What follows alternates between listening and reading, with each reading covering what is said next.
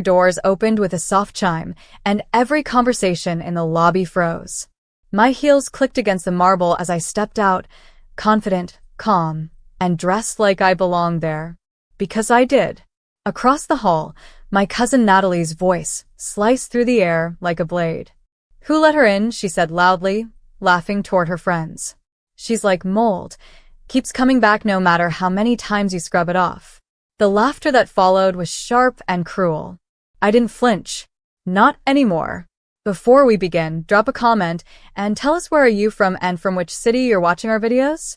And after watching the whole video, don't forget to tell us what would you do in this situation?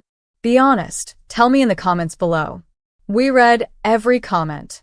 Let's begin. I'd spent years being the quiet one. The girl who walked away instead of fighting back, who left everything behind when my uncle suggested I wasn't fit for their world. But today wasn't one of those days. I adjusted the strap of my leather bag, walked straight toward the reception desk, and nodded at the concierge. "Morning, Mark. I'll need my keys returned." Mark straightened instantly. "Of course, Ms. Reynolds." Natalie's grin faltered. "Ms. Reynolds? What are you talking about?" The concierge handed me the sleek silver keycard with both hands, his tone formal. "Welcome home, ma'am. Your penthouse is ready. Security will escort any unauthorized guests out." The silence that followed was thick enough to choke on. Natalie blinked. "What? Escort who out?" That's when the guards appeared. Two tall men in dark suits. "Ma'am," one said politely to me, "we've been instructed to clear unauthorized parties from your property." I didn't even have to say a word. They turned toward her. Natalie's smirk melted into confusion. "Wait, what the hell is this? She doesn't live here.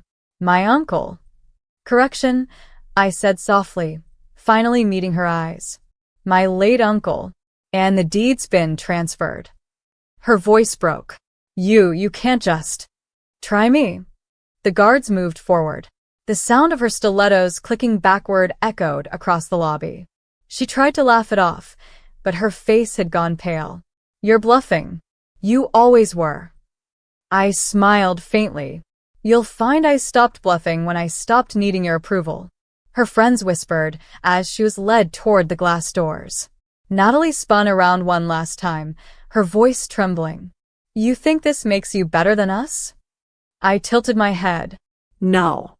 It just makes me the owner of the building you're being escorted out of." The doors hissed shut behind them, and for the first time in years, the silence felt like power. When the elevator doors closed behind them, I finally exhaled. My reflection in the mirrored panel looked calm, maybe even collected, but underneath that stillness, a storm was brewing. 2 years ago, I couldn't have imagined this moment. Back then, I was living out of a cramped apartment, working double shifts just to keep the lights on. The same cousin who'd mocked me minutes ago used to stop by only to gloat.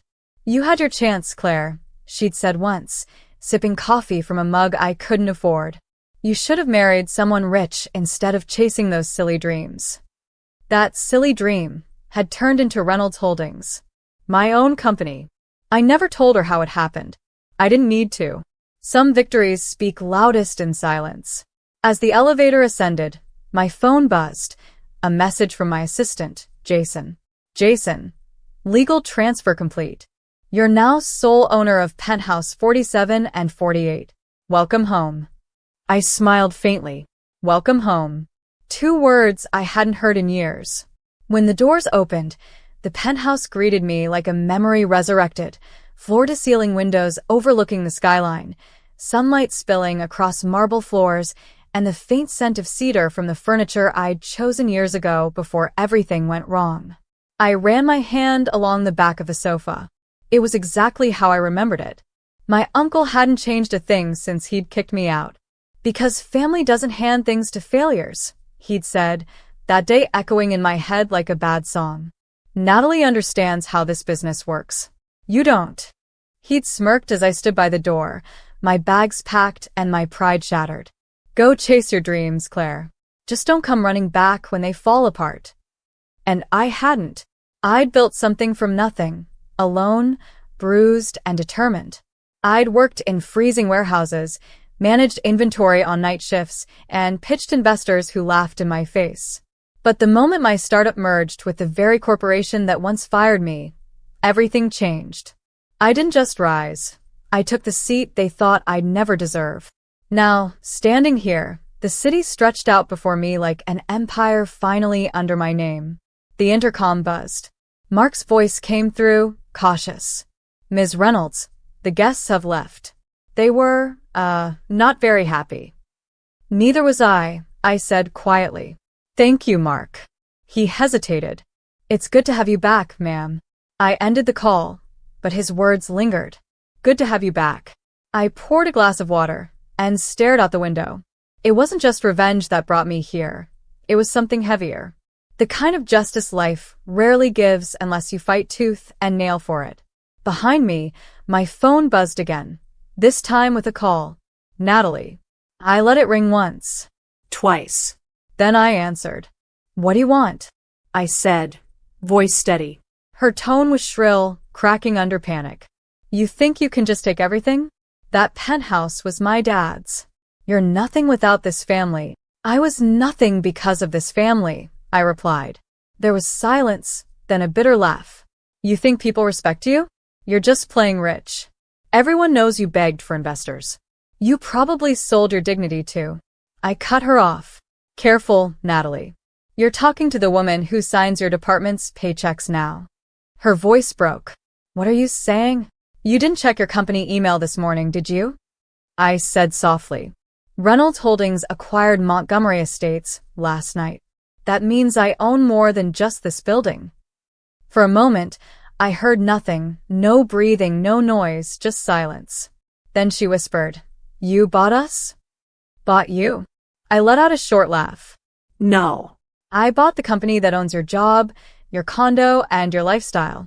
The rest is just paperwork." She inhaled sharply, like she'd been slapped. "You can't do this." "Oh, Natalie," I said, looking out over the glittering skyline. "I already did." When the call disconnected, I stood there in the quiet, feeling something I hadn't felt in years. Not triumph, but peace. Because revenge isn't always fire and fury. Sometimes it's calm, quiet, and legal. I turned back to the room. Every inch of this space held memories, some painful, some tender. My mother's laughter echoed faintly in my mind. She'd always told me, the best kind of revenge is success they can't undo. She'd been right. The city glowed below as night began to fall. Somewhere out there, Natalie was probably raging, trying to figure out how I'd done it. But the truth was simple. She underestimated the girl she'd called weak. I wasn't weak. I was patient. And patience built empires. 2 days later, I got the invitation I knew was coming. A charity gala at the Grand Regency Hotel. The same event my family had once barred me from, saying I didn't fit the image. Now, the invitation bore my name in gold. Claire Reynolds, CEO, Reynolds Holdings. Fitting, I thought. They wanted me invisible back then. Now, they couldn't host without me. When I arrived, the room was glowing with chandeliers and the low hum of expensive conversations. Waiters moved through the crowd like clockwork, trays gleaming with champagne and silver spoons.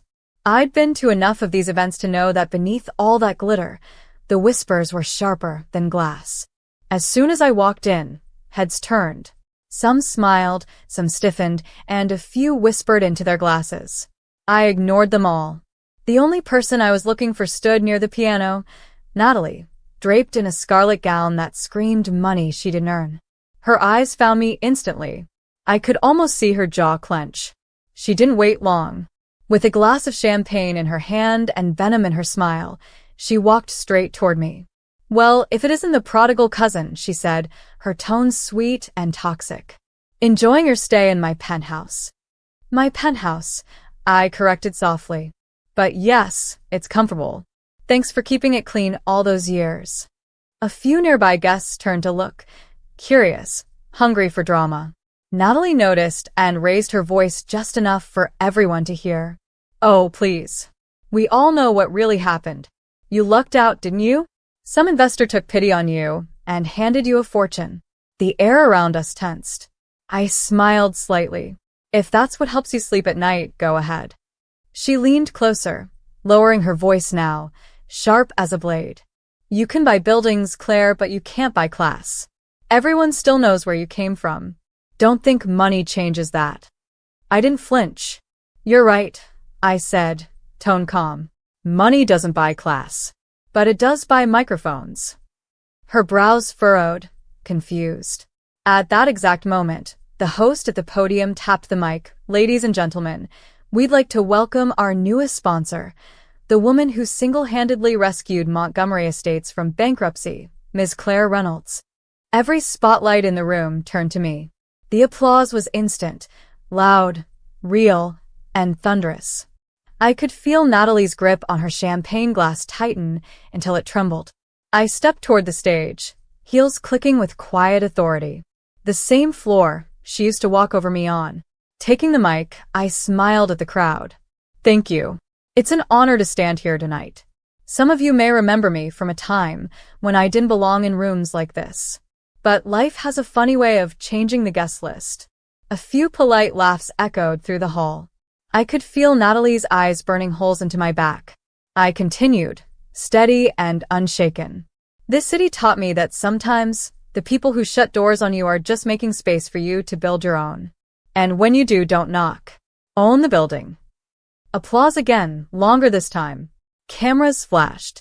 When I stepped off the stage, Natalie was waiting near the champagne bar, her expression unreadable. You just love humiliating me, don't you? She hissed. I met her gaze evenly. No. I just love the truth. She scoffed.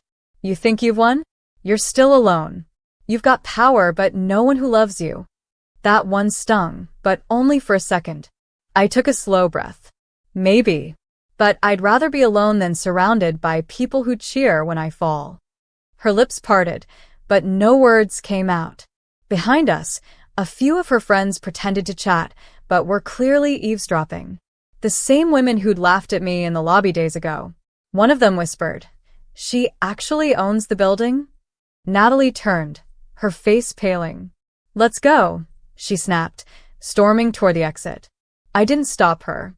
As she disappeared through the glass doors, I turned back toward the city, lights outside. My reflection stared back, not the timid girl they'd mocked, but a woman who'd fought her way back from nothing. For a moment, I thought of my mother again. Her voice, calm and wise, seemed to echo in my head. Never chase revenge, Claire. Just rise so high they can't reach you. Maybe I hadn't taken revenge in the way Natalie expected. No shouting, no chaos, no public breakdowns. But I'd done something far better. I turned every insult into a stepping stone.